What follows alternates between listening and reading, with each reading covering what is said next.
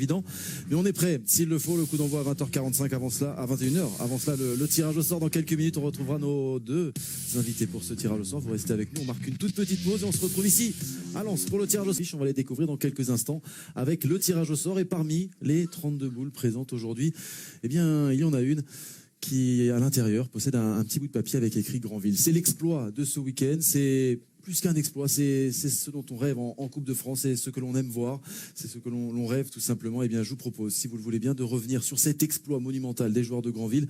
C'était face aux Girondins de Bordeaux et c'est Thibaut Geffrotin qui vous raconte tout ça. Tout faire basculer. À 11 minuscules secondes près, l'US Granville ratait le plus grand exploit de son existence. Lorsque Martinet catapulte le ballon dans les buts de Costil et arrache la prolongation inespérée mais pourtant méritée, il valide la remarquable assiduité du club manchot en Coupe de France. Battu par Angers l'année dernière, par l'Olympique de Marseille il y a 2 ans, les amateurs de Granville sont enfin parvenus à renverser une équipe de Ligue 1. C'est fantastique. Qu'est-ce que je suis fier d'être Granvillais, vous pouvez vous imaginer ça. C'est club amateur, ce qu'on fait depuis 5 ans. Avant de ridiculiser Bordeaux cette année, la QV 2016 restait le meilleur souvenir de l'équipe de Johan Gallon. Laval et Bourg-en-Bresse, 2 formations de Ligue 2, tombaient à Louis Dior. Il est passé là, Tony Lambert, le centre de Tony Lambert, c'est dévié. Et l'ouverture du score au stade Louis Dior de Granville. Et c'est le petit booster de ces 8e de finale de la Coupe de France qui marque face à Bourg-en-Bresse à la 8e minute de cette prolongation. Après des heures incandescentes dans le vestiaire normand, Granville voyait grand et recevait l'OM à Caen. Cette fois, la marche était trop haute, mais l'USG s'inclinait seulement 1-0. La Manche aime la Coupe de France. Entre 2 épopées granvillaises, c'est la voisine Avranches qui a marqué les esprits. Dans la région, personne n'a oublié le but du bout du monde de Jonathan Klaus face à Laval. Tout est une question de secondes donc, mais aussi de nerfs à vif. Agacés tout autant par l'égalisation normande que par la maîtrise insolente dans le jeu des amateurs, les Girondins ont oublié qu'ils étaient les professionnels. Les rares performances ont reçu 3 cartons rouges. On a tellement une force de caractère dans cette équipe. Je pousse tellement mes joueurs au bout et d'aller chercher des performances. J'aurais dit aujourd'hui, à la mi-temps, quand je suis rentré à la mi-temps, je dis à mes joueurs, mais je vous félicite, bravo, vous êtes des grands joueurs, vous êtes énormes. C'est énorme ce qu'ils ont fait en première mi-temps face à une Ligue 1. Énorme. Et j'aurais dit, si vous répétez ça avec un peu plus d'abnégation encore, de courage, parce que le temps va passer, ça va être dur. Et ce que j'aime aussi, c'est que c'est Granville qui a gardé ses nerfs. Granville a maîtrisé son sujet. Les nerfs, il fallait qu'il les ait solides. Ladislas Douniama, lui l'ex-pro, vainqueur de la Coupe de France avec Guingamp en 2014, a raté un pénalty en début de match. C'est lui, sur ce même exercice à 11 mètres, qui envoie Granville en 16e de finale. Une Coupe de France, elle est déjà réussie. Donc maintenant, c'est que du bonus et du bonus. Mais c'est quand même magique. Les Granvillais n'ont qu'un seul souhait pour le tirage au sort, jouer à domicile dans leur Louis Dior porte-bonheur.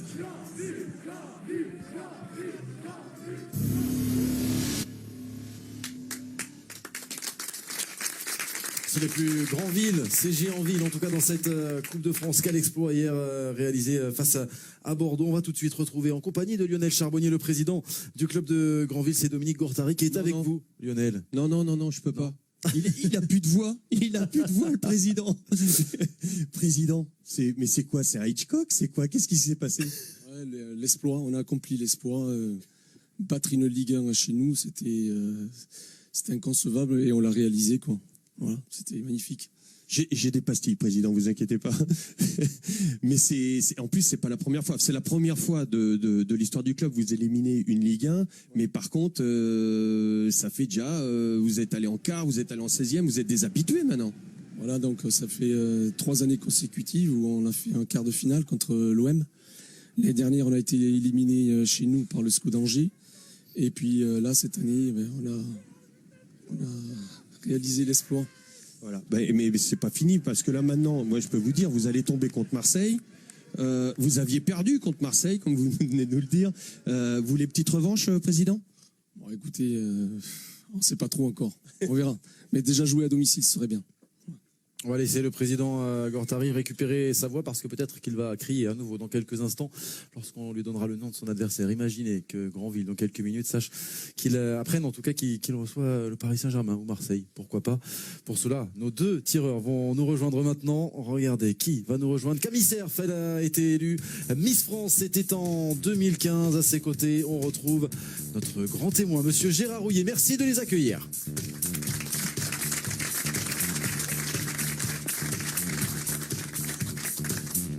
Merci beaucoup à Camille Cerf et à Gérard Rouillet, qui sont nos deux tireurs pour ces 16e de finale. Bonjour. Bonsoir. Camille, merci beaucoup.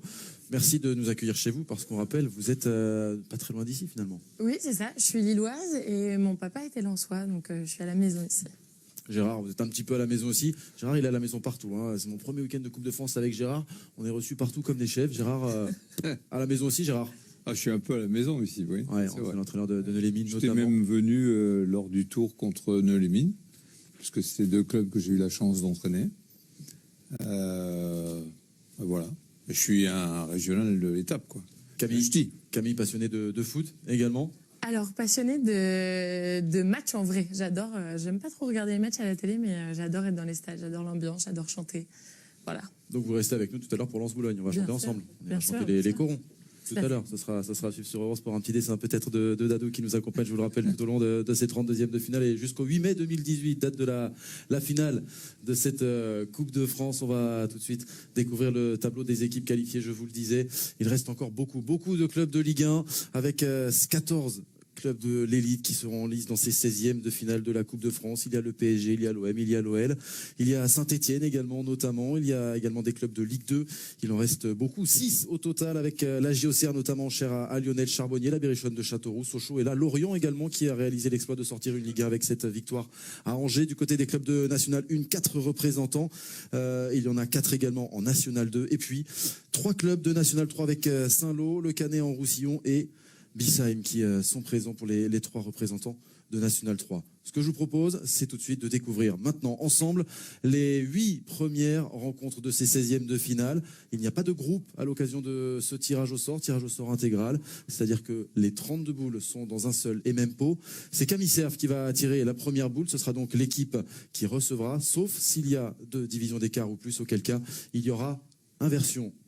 Tout est clair. Jacques Quentin qui est là également, qui me fera un petit signe juste devant pour ne rien vous cacher. Il me dira ça quand il y aura inversion. Comme ça, on ne fera pas d'erreur et on saura exactement où se jouera la rencontre. Camille, à vous l'honneur. On vous laisse tirer la première boule. C'est une première pour vous.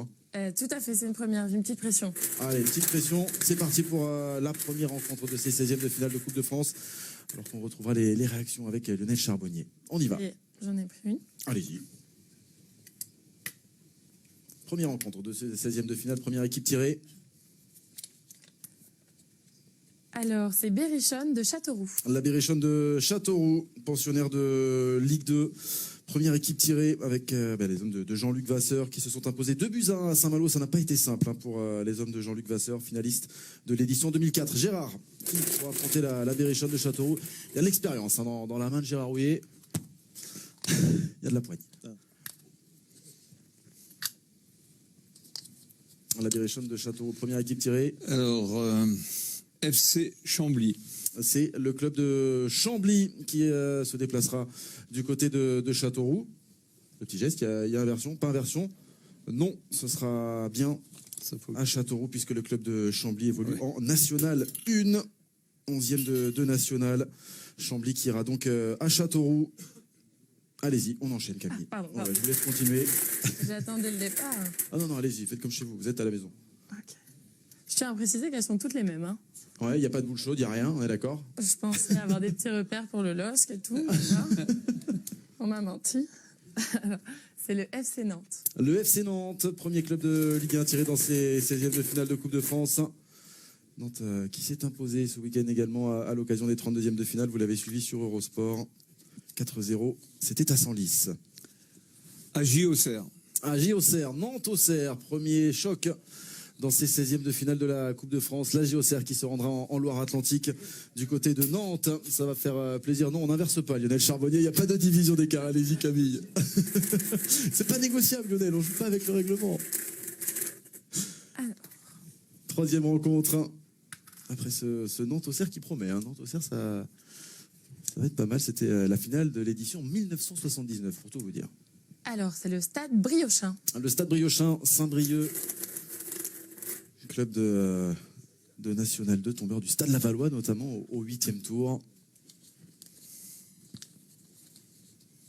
Le stade Briochin, National 2, Gérard, vainqueur à Vannes. RC Lens ou Boulogne-sur-Mer. Ouf. Là, c'est un gros match avec donc le vainqueur de la rencontre de ce soir qui se déplacera du côté de Saint-Brieuc. Au moins, on sait à quoi s'attendre, président Martel. Ce sera un déplacement du côté de Saint-Brieuc. J'y vais. Allez-y. On a déjà des affiches sympas. Ça promet. Alors, nous avons Montpellier. Le Montpellier héros, cher à notre dessinateur Dadou. Montpellier, club de Ligue 1.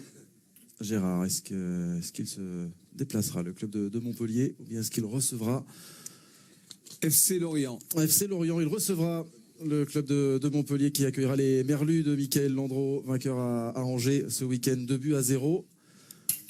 Montpellier-Lorient, on aura certainement une réaction de Dadou un petit peu plus tard, notre dessinateur. Montpellier-Lorient à suivre les 23 et 24 janvier, on le rappelle, un match forcément spécial pour Benjamin Lecomte qui évolue dans les deux clubs. Alors, nous avons le RC Strasbourg. Le Racing Club de Strasbourg qui aura peut-être l'occasion d'accueillir à la Méno, seule équipe, on rappelle, à avoir battu le Paris Saint-Germain en championnat cette saison. Gérard, pour le Racing Club de Strasbourg, qu'est-ce que vous allez nous réserver? Le petit vous dire. Dites-nous tout, Gérard. Le LOSC. Le LOSC. Ah, choc. Contente, Camille, ou pas? Bah oui, contente. Le LOSC qui se déplacera du côté de Strasbourg.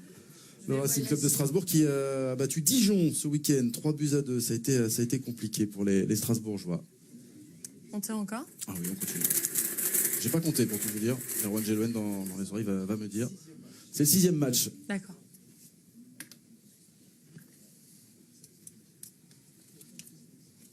Alors, nous avons Bissheim. Ouais, Bissheim, un des petits poussés, puisqu'ils sont 3 pensionnaires de National 3 dans ces 16e de finale. C'est un de ces 3 pensionnaires, Bissheim, vainqueur à Fleury, club de National 2, 1-0, un but des Fonjas. Grenoble Foot. Le GF38 qui se déplacera du côté de Bissheim. Ça aussi, ce sera une rencontre intéressante. Et pourquoi pas voir Bissheim, club de National 3, poursuivre l'aventure. Pour cela, il faudra s'imposer face à Grenoble, pensionnaire de National 1. Une des surprises de la journée de samedi, un Grenoble qui s'est imposé au Gazélec Ajaccio.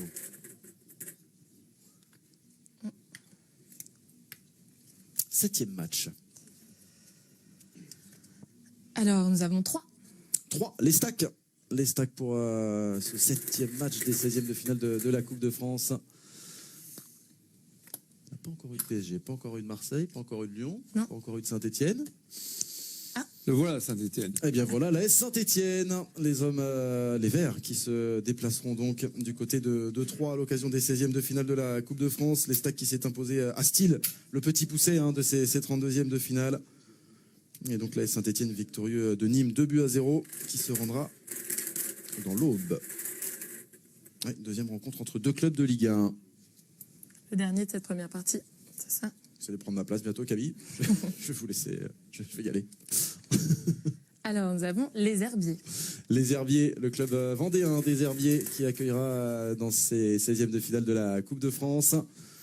Attention, il reste encore du lourd pour les Herbiers, peut-être pensionnaires de National. FC Saint-Lô-Manche. FC Saint-Lô-Manche, club de National 3. Et donc cette fois-ci, il y a bien inversion. Je voulais être certain, mais oui, il y aura inversion. Ça se passera du côté de Saint-Lô, le vainqueur d'Aubervilliers dans un vrai match de Coupe de France. Un but partout pour Saint-Lô face à Aubervilliers au bout de 90 minutes. 2-2 au bout de 120 minutes. Et une victoire finalement au tir au but pour les joueurs de Saint-Lô. MHSC Lorient, Dadou impartial. Allez, l'orange. On va dire ça comme ça. On va retrouver Lionel Charbonnier. Il se mouille pas, Dadou. On va retrouver Lionel Charbonnier pour une première réaction à l'issue de ces 8 premières rencontres tirées, Lionel. Oui, Louis-Pierre, parce que je suis avec monsieur Robert qui représente le LOS. C'était difficile, mais c'est passé. Et bon, maintenant, il va falloir se déplacer dans le chaudron là-bas, du côté de Strasbourg. Bah, j'espère que la prochaine fois, vous me direz c'était difficile, mais c'est passé. Hein. C'est ça la coupe. Oui. Mais bon, j'ai fait le petit déplacement de Bollaert et je pense que c'est quand même quelque chose de plus favorable. J'en veux pas à Bollaert, mais on va jouer le match. De toute façon, je pense qu'on est à 50-50. Et si on veut aller plus loin, il faut prendre le match comme il vient. Et je pense que ce sera une belle rencontre entre deux équipes de Ligue 1 qui ont des revanches à prendre, qui ont quelque chose à prouver. Et l'arrivée de Galette? Ah ben pour Galette, ça va être un beau défi. Hein, je pense que on peut se servir de ça. Je pense que la coupe, quelque part, dans les équipes qui sont plus ou moins en difficulté en championnat, ça peut servir de tremplin. C'est comme ça qu'il faut prendre la chose. Et puis on va aller à Strasbourg et après manger une bonne choucroute. Merci, Président. Quand je dis Galette, c'est Galtier, hein, bien sûr. J'allais le Je suis désolé. Hein. Oui, Galette, c'est Christophe Galtier, évidemment, nouvel entraîneur du LOSC FC Nantes. Merci Gérard. les Lillois qui ont souffert pour aller chercher la qualification, c'était en Sarthe du côté du Mans dans une MM Arena.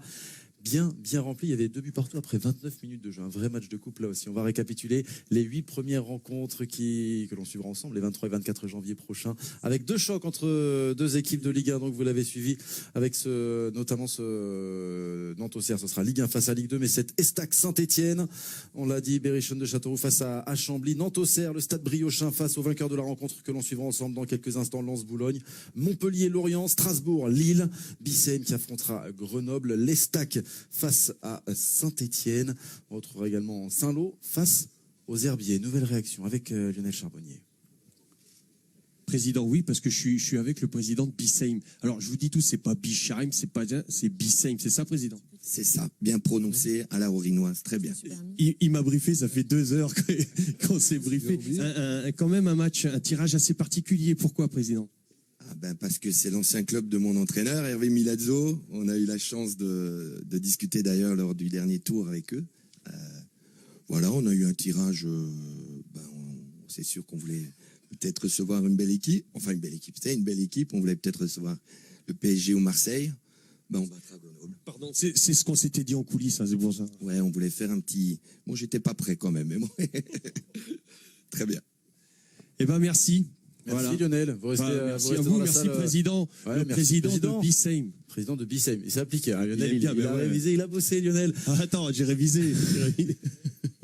Allez, on va enchaîner parce qu'il reste encore beaucoup de gros clubs. Ah oui, je t'ai pas dit, excuse-moi mon poulet, c'est le Petit Poussé. C'est le Petit Poussé, ouais, Biseim, pensionnaire de National 3, on l'a dit, un vainqueur à Fleury, un but à 0, les hommes de Sébastien Roy. On enchaîne tout de suite les 8 autres rencontres avec vous, Camille et Gérard. C'est parti. Serf, ouvre-moi. Regardez. Ah, c'est drôle. C'est drôle, Dadou, il est drôle. Il est très très bon. De temps en temps, j'entends de temps en temps dans la salle parce que Jean-Michel Aulas, il a moyennement apprécié. Bref, allez, on continue.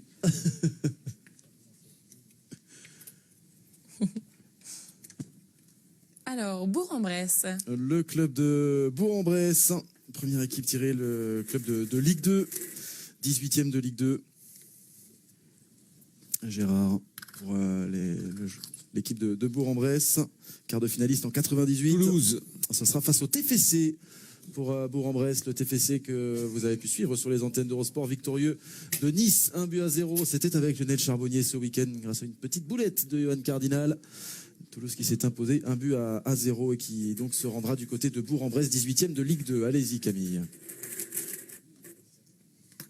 Hop.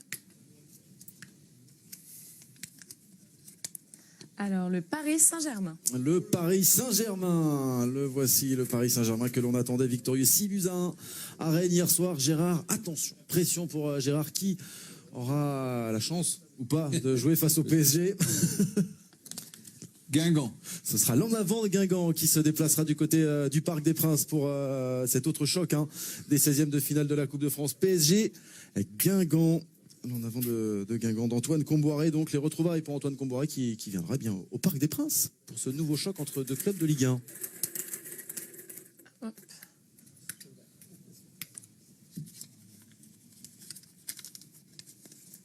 Alors, j'ai Caen. Caen, le Stade Malherbe de Caen. Pensionnaire de Ligue 1 lui aussi, le Stade Malherbe de Caen. Cher à Thomas Biel que l'on retrouvera dans quelques instants. Malherbe qui n'a jamais dépassé les quarts de finale. Canet en Roussillon. Le Canet en Roussillon. Et donc là, il y aura bien l'inversion. Ça se passera au Canet en Roussillon, en Occitanie, cette rencontre. puisque ce club évolue en National 3, fait partie des 3 formations de National 3. Canet-en-Roussillon qui recevra donc le stade Malherbe de Caen, les joueurs de Raphaël Girardot qui auront la chance d'accueillir au stade Saint-Michel.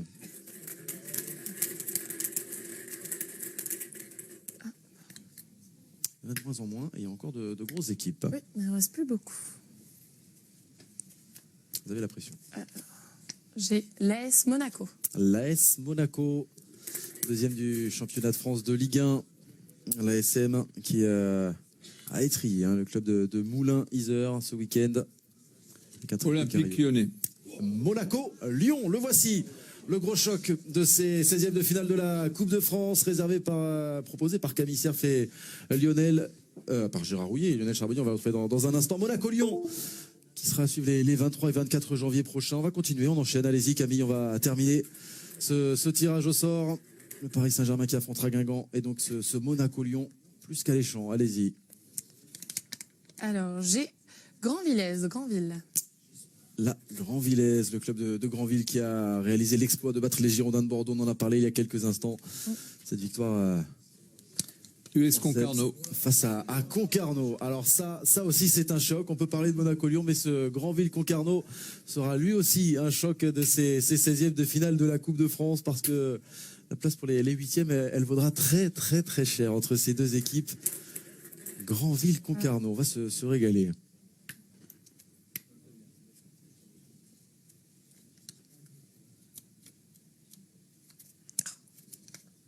Alors, Tours.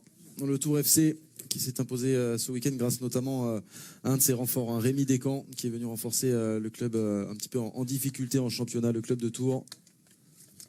Metz. Tours-Metz, club de Ligue 1, la lanterne rouge de ce championnat de France de Ligue 1 qui n'aura pas la chance de recevoir et qui se déplacera, vainqueur il y a 30 ans déjà maintenant, qui se déplacera donc du côté de Tours.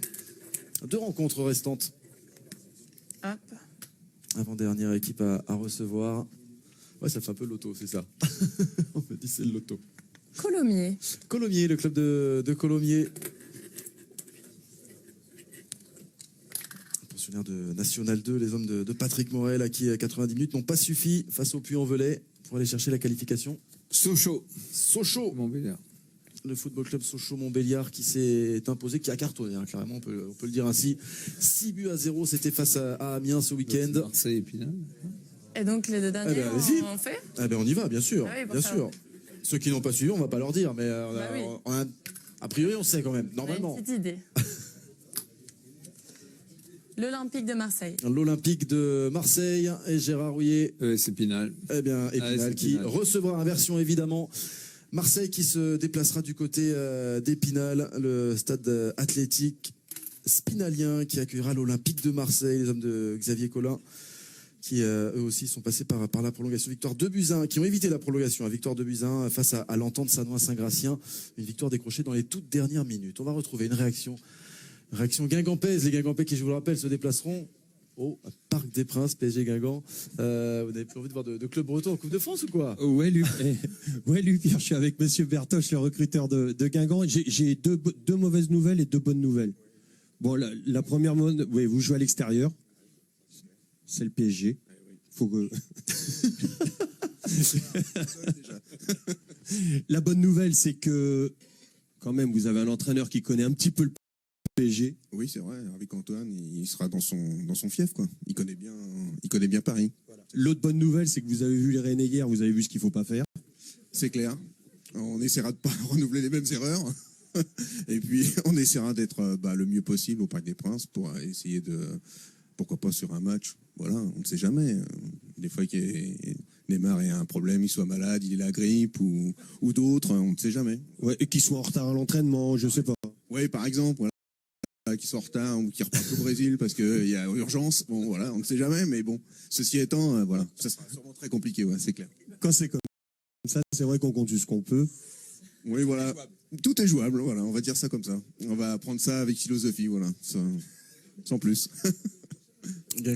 Donc il s'est imposé face à Niort, donc nouveau déplacement, nouvelle équipe bretonne en tout cas pour le Paris Saint-Germain après la victoire face à Rennes hier, 2009 et 2014, les 2 succès de l'an avant Guingamp en finale de Coupe de France, c'était face au Stade Rennais. On va récapituler ensemble les rencontres, les 8 dernières rencontres tirées au sort par Camille Cerf et Gérard Rouillet il y a un instant. Bourg-en-Bresse donc qui accueillera le TFC, choc de Ligue 1 entre le Paris Saint-Germain et l'en avant Guingamp, le Canet-en-Roussillon qui accueillera le club de Caen. Monaco-Lyon, c'est le choc de ces 16e de finale de Coupe de France. L'US Granville, club de National 2 face à l'US Concarneau, celui-ci aussi c'est un petit choc. Tours-Metz, Colomiers, Sochaux et puis Épinal, Olympique de Marseille. Lionel, une réaction avec vous?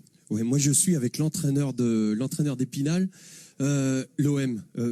Après on se verra. Je les connais, je les ai fait il y a pas longtemps. On aura besoin de quelques conseils alors. Merci. C'est un bon tirage, c'est bien, c'est beau. Ouais, c'est magnifique pour le club. On est content pour nos joueurs, bien sûr, pour le club. C'est une belle récompense pour tout simplement toutes les personnes qui œuvrent pour nous, tout simplement. C'est magnifique. Jouer l'OM, hein, on peut pas rêver mieux. Exactement. On avait pour ambition tirer un bon club, un bon tirage chez nous, et puis voilà, on peut pas recevoir mieux que l'Olympique de Marseille. C'est magnifique pour nous.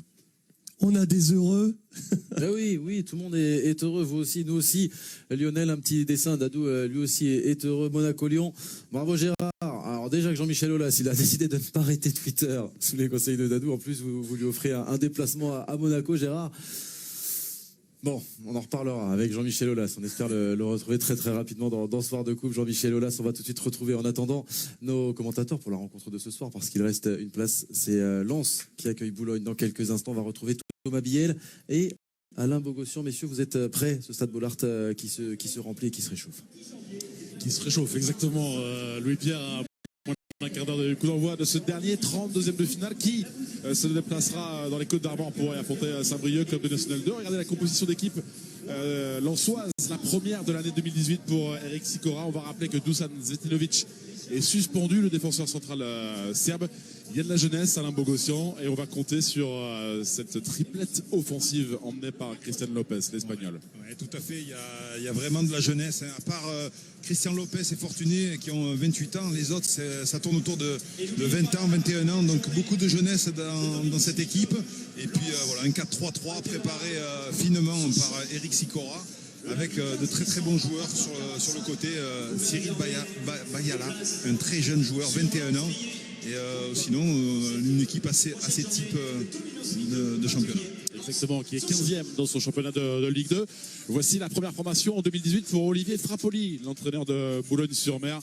On va là aussi avoir le manque d'un joueur suspendu, c'est Thierry Argelier, suspendu après son expulsion à Marseille-Consolat. On va retrouver un Grégory Thiel sur le banc, mais cette défense avec Camara et Lina, on aura un œil attentif sur Koro Koné, l'attaquant ivoirien. Oui, tout à fait. C'est un joueur qui marque beaucoup de buts. Et voilà, à la pointe de l'attaque, il va falloir le surveiller. Il va être épaulé par Bruno Garcia, qui est un bon joueur, qui a été choisi de dernière minute à la place de Youssoufou Niakate. Sinon, de l'autre côté, vous avez un joueur qui s'appelle Jérémy Livoltan, qui est prêté par Guingamp. Voilà pour les enjeux de ce match entre Lens et Boulogne. En jeu donc cette place en 16e de finale pour y affronter Saint-Brieuc. Ce sera soit le 23, soit le 24 janvier. Vous restez avec nous évidemment pour suivre ce dernier 32e de finale de la Coupe de France. Un grand merci à toutes et à tous de nous avoir suivis. On va récapituler quand même avant de retrouver Thomas, Alain et Sylvain Wiltord évidemment les 16 rencontres que vous suivrez les 23 et 24 janvier prochains pour que tout soit bien clair. On vous en a parlé, 4 confrontations entre deux clubs de Ligue 1 mais aussi Berrichonne de Châteauroux face à Chambly, une Ligue 2 face à une nationale, une Ligue 1 face à une Ligue 2. Là aussi c'est un très très beau match. Nantes-Auxerre, Stade Briochin on en a parlé qui accueillera le vainqueur de la rencontre de ce soir, Montpellier-Lorient de Tango, de Orange, qui se rencontrent, on va le dire de cette manière. Le Racing Club de Strasbourg face au LOSC fait partie des 2 confrontations entre clubs de Ligue 1 également. Bissheim, club de National 3 face à Grenoble, qui en a réalisé déjà des exploits en Coupe de France. Ce sera un match intéressant à suivre. Les Stacks face à Saint-Etienne, autre rencontre entre 2 clubs de l'élite. Saint-Lô qui affrontera les Vendéens des Herbiers. Bourg-en-Bresse face à Toulouse, club de Ligue 2 face à un club de Ligue 1 victorieux face à Nice. Et puis il y a également ce Paris Saint-Germain-Guingamp, très intéressant à suivre parce qu'on sera dans une période où le PSG enchaînera beaucoup de matchs. Le Canet-en-Roussillon face au Stade Malherbe de Caen, Monaco-Lyon, tiré au sort par Camille Cerf et Gérard Rouillet il y a quelques minutes. L'US Granville face à l'US Concarneau, club de National 2 face à un club de National. Tours face à Metz, également au programme les 23 et 24 janvier prochains. L'US Colomiers affrontera le Football Club de Sochaux-Montbéliard, vainqueur d'Amiens 6-0 ce week-end. Épinal face à l'OM. C'était la dernière rencontre tirée aujourd'hui ici à Bollaard. Vous restez avec nous dans quelques instants. On va suivre cette rencontre. Merci infiniment, Camille Serre, d'avoir été avec nous. Je peux poser une question Très rapidement, parce qu'il y a un coup d'envoi quand même, Gérard. Il reste un match. Allez-y, mais vite fait. Comment tu fais, Gérard, toi? Parce que quand moi, je tire je fais le truc, j'ai Jean-Pierre Papin, et toi, on te met Camille. Ah ben, on a passé le week-end avec Gérard. Comment on a négocié. tu fais? Merci beaucoup, Gérard. Vous restez avec nous. Soir de coupe tout à l'heure. Merci infiniment, Camille. Merci à vous. À très vite. On vous retrouve très très vite. Et puis merci à Lionel Charbonnier. C'est la fin de l'échauffement. On va quitter la pelouse ici à Bollaard. Un grand merci à toutes les équipes autour de notre réalisateur Fred Godard, toutes les équipes techniques, toutes les équipes éditoriales également emmenées par Erwan Gelouen. Merci à notre script Nathalie Pinault, à toutes les équipes de prod autour de Sébastien Delestre. Le coup d'envoi, c'est dans quelques instants. On se retrouvera dans ce soir de coupe juste après.